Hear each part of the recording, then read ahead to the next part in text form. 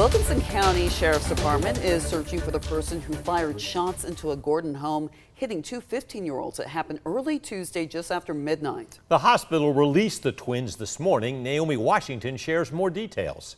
Darlene Lavender says her neighborhood is usually quiet, but early Tuesday morning she heard several loud noises she couldn't ignore. I was watching TV and I heard gunfire, rapid gunfire.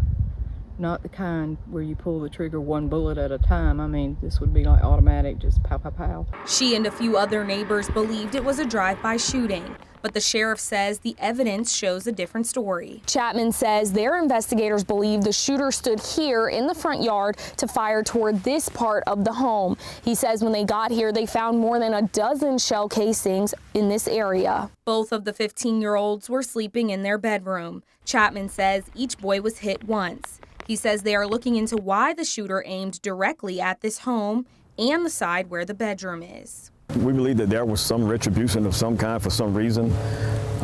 We hadn't been able to get to the total bottom of that yet. Young men that we spoke to said that they had anything ongoing with anyone.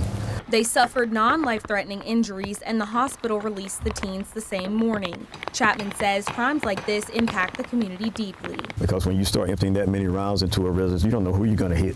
You don't know what innocent person that you're going to hit.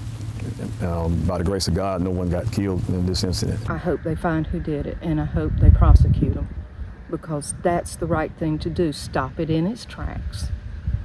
Chatman says they are using word of mouth and social media to figure out what happened. In Wilkinson County, Naomi Washington, 13 WMAZ News. Sheriff Chatman says the Georgia Bureau of Investigations is helping with the case. He says along with shell casings, they did retrieve a significant amount of evidence. He asked if you have information, you can call the Wilkinson County Sheriff's Office at 478-946-2411.